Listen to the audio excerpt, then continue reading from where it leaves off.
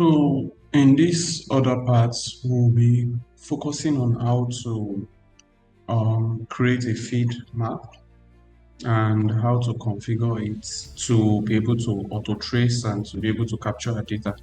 Then, as well as we'll be going out for the field exercise to see what we are, the functionality of what we have created. So now you click on the app launcher as mentioned, then you select Field Maps Designer.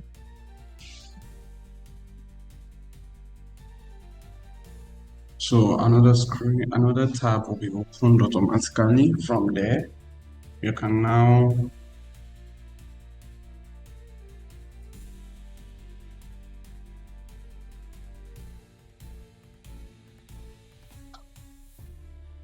network is quite challenging today.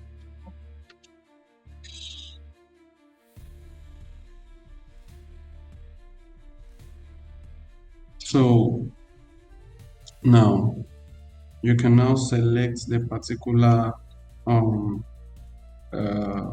feed, the web map you've created. So it was HAOI we used in creating the web map. So you can click on configure or click on the map itself.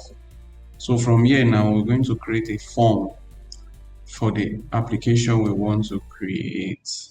So now there are no layers yet. Okay, we have the layer here. So these are the basic things. So let's do that. So the first thing we'll be doing is to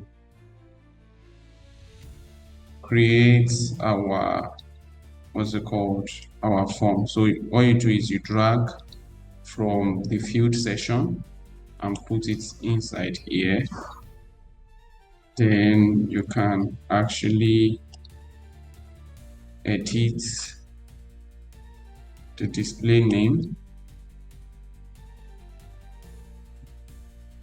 area, then string, give it a string. Maximum length should be like, say, 5. So minimum should be 0. It's editable and it's required. So once you're done with that setting, you close the property, then you create another field, which is the area name. That's essential. Click on it as well. Then you edit the name. So name of area of interest, maybe.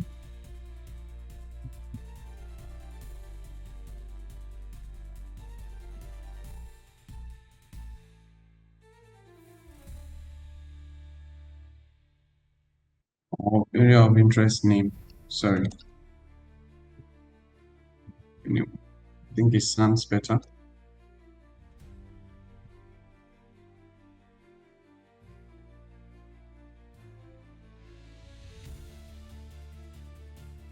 Leave this to be 50.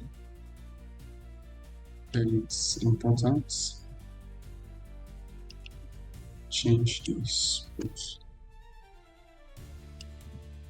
And come back to the last one, which is this.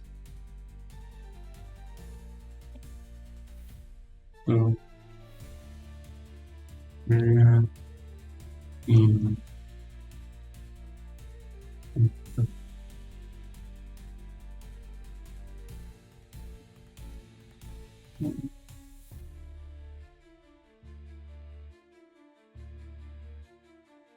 so you can add more fields depending on the purpose you have, the purpose which you're creating, the purpose for which you're creating the form.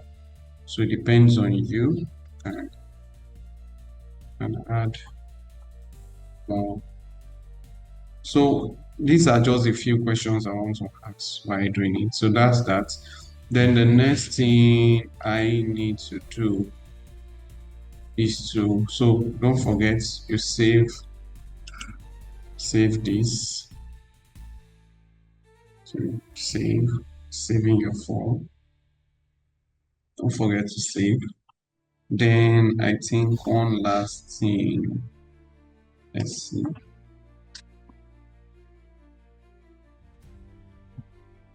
So I think that will be all.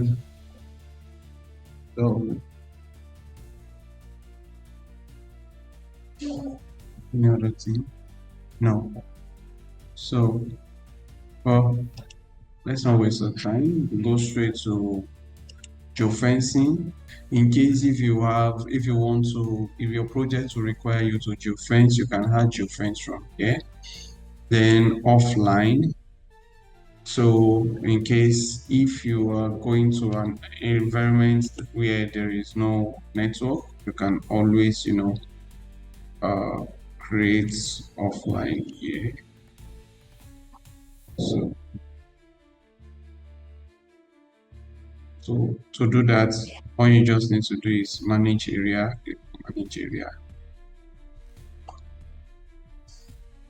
Click on manage area and just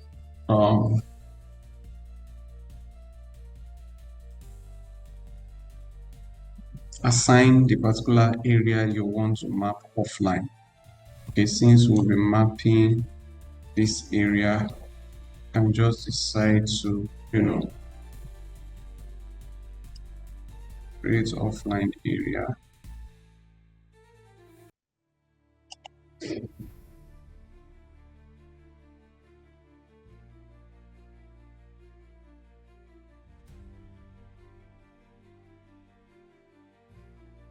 So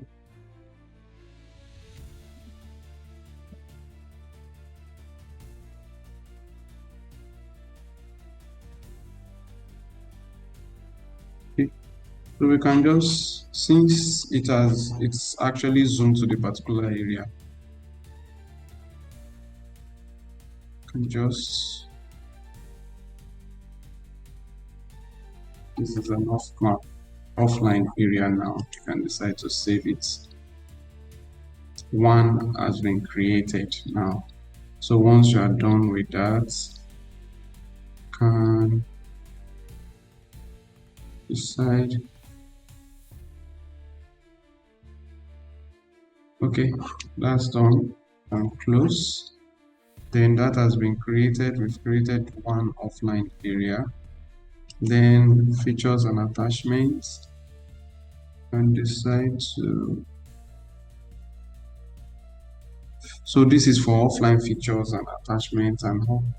But let's not waste our time here. You can just go through it yourself for your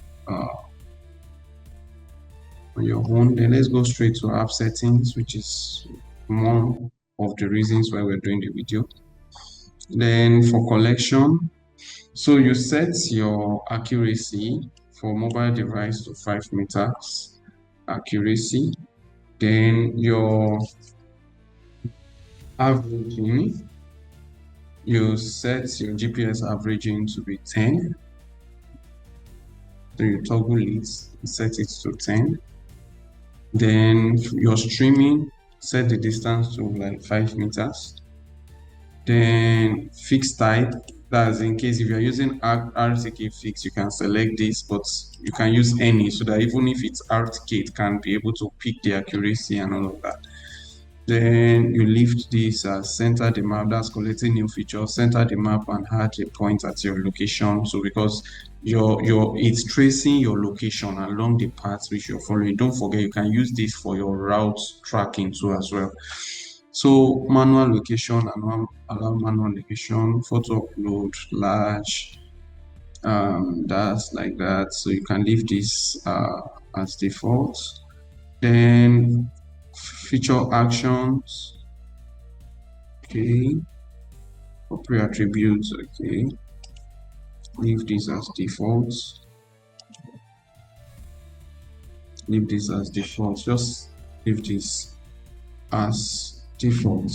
Then when you're done, you can decide to save your settings so that it will take that setting. So you can save, then you see settings, changes successfully saved. So once it's done, you can go to sharing and see if possible edit the sharing. So sharing level is within the organization that I set it earlier. So with this now, we can now go straight to our mobile device and start our mapping. Thank you very much for this part. So the next part will be concentrating on mapping using ArcGIS Field Maps mobile version. Thank you very much. Stay tuned for the next part.